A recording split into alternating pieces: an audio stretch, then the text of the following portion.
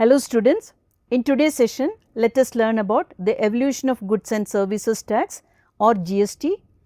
Our country has implemented GST 9 years back. There were a series of events right from 2000 when the concept of GST was introduced by our late Prime Minister Atal Bihari Vajpayee in his budget speech till 2017, which led to the evolution of GST. We all must be curious to know the sequence of events followed for the landmark implementation of GST, replacing the indirect taxes regime in our country. The battles fought in both the houses of parliament, the oppositions faced, the settlements made, the committees formed and their reports submitted, political will to implement and problems to implement the law due to coalition governments etc. are worth recollecting. Thus, it is interesting to know the sequence of events as we enjoy the benefits of one nation, one tax. Let us go into the details. Let us look at the global scenario. France was the first country to adopt GST in 1950, followed by several European countries including Denmark, Sweden and United Kingdom had introduced GST between 1960s to 1980s. In 1986, Canada introduced GST. By the year 2000, several countries have adopted GST, which includes Australia, China and Singapore. This led to the strong recommendations to implement GST in our country. Now, almost 160 countries had adopted GST worldwide, and we can proudly say that our country is also one among that. How this change of different indirect taxes imposed by the central government and state governments or union territories changed to one nation, one tax or goods and services tax or GST. The journey for this historic move has started when the central government introduced modified value added tax or mod VAT in 1986. Mod VAT or modified value added tax was a tax relief scheme introduced in India in 1986 under the Central Excise Rules 1944. It allowed manufacturers to claim credit for the excise duty paid on inputs, that is raw materials, components and capital goods used in the manufacturing process. This helped in avoiding double taxation and reducing the overall tax burden on manufacturers. But this input tax credit benefit was given only to few manufacturers, and the lack of uniformity in implementation led to disputes between taxpayers and tax authorities. Then in 1999, the idea of GST was formally proposed and the Union Cabinet gave the consent. As already mentioned, in the year 2000, the idea of GST was first proposed by the late Prime Minister Atal Bihari Vajpayee. Now, let us talk about the role of Dr. Asim Das Gupta's role in implementing GST in our country. He was then the Finance Minister of West Bengal. In the year 2000, the Empowered Committee of State Finance Ministers was constituted to reform state level taxes and work towards a unified tax structure. Dr. Asim Das Gupta is asked to head the committee. Under the leadership of Dr. Asim Das Gupta, the committee successfully implemented value added tax or VAT in 2005, replacing the earlier sales tax system across most Indian states. VAT served as a precursor to GST, proving that a harmonized tax system could work in India. After the success of VAT, the Empowered Committee, still led by Asim Das Gupta, was entrusted with designing the framework for GST. Thus, Dr. Asim Das Gupta Committee established the foundation for India's GST model and facilitated state cooperation on tax reforms. The committee has proposed a comprehensive IT-enabled tax system, that is GST-IN.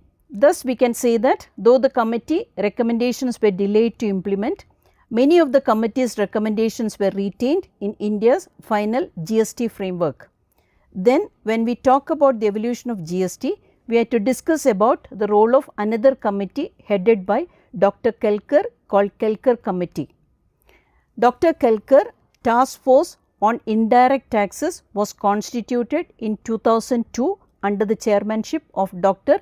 Vijay Kelkar, then an advisor to the Finance Ministry. The committee was tasked with suggesting reforms to India's indirect tax system to improve efficiency, reduce tax evasion and promote economic growth.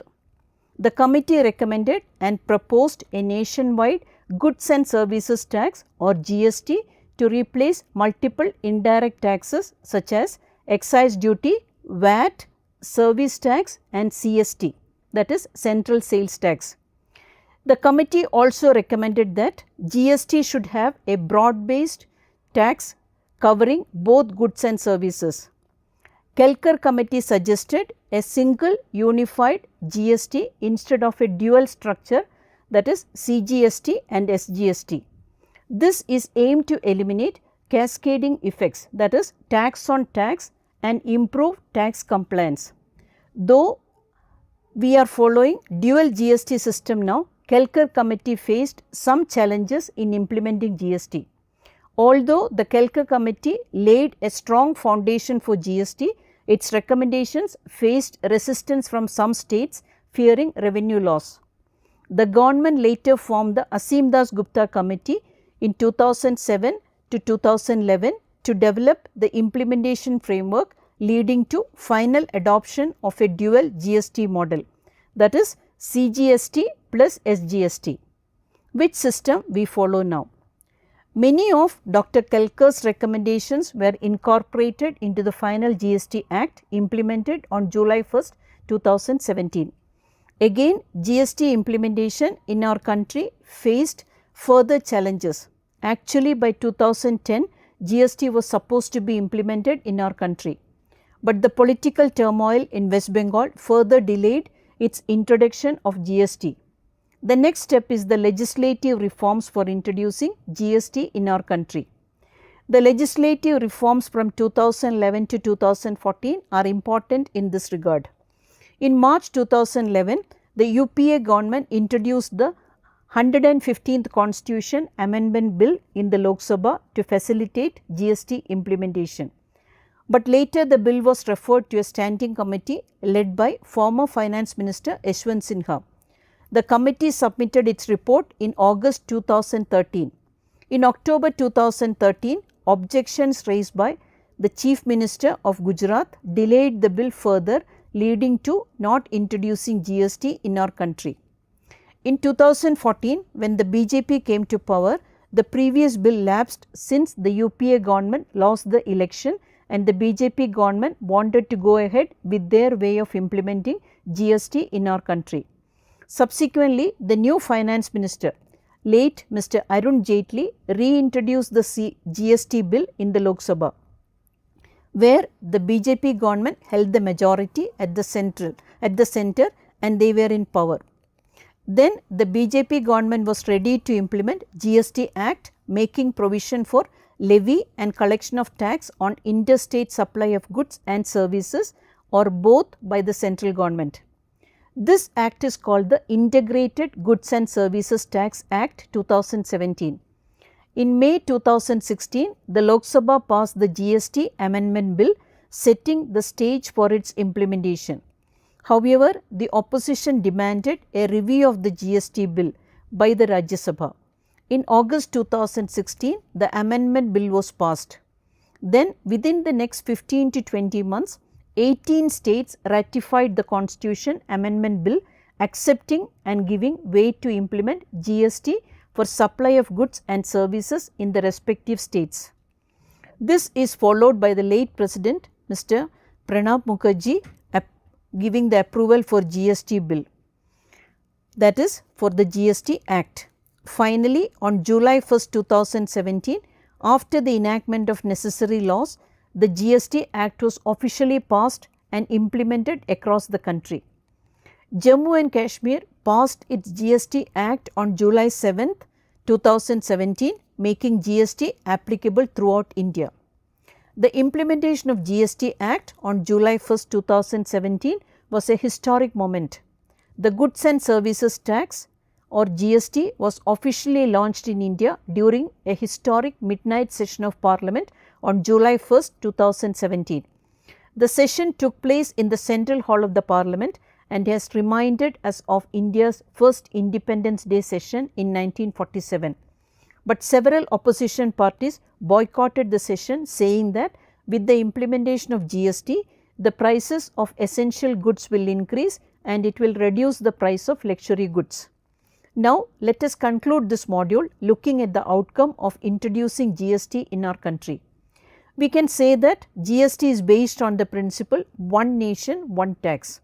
So, this removes the different indirect taxes charged before implementing GST. When the GST Act was introduced in 2017 at the historic midnight session, Prime Minister gave a new expansion for GST, that is good and simple tax.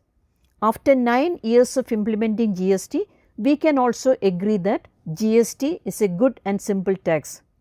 I hope you got a good insight on the topic we discussed in this module, that is evolution of GST. Thank you for your patient listening.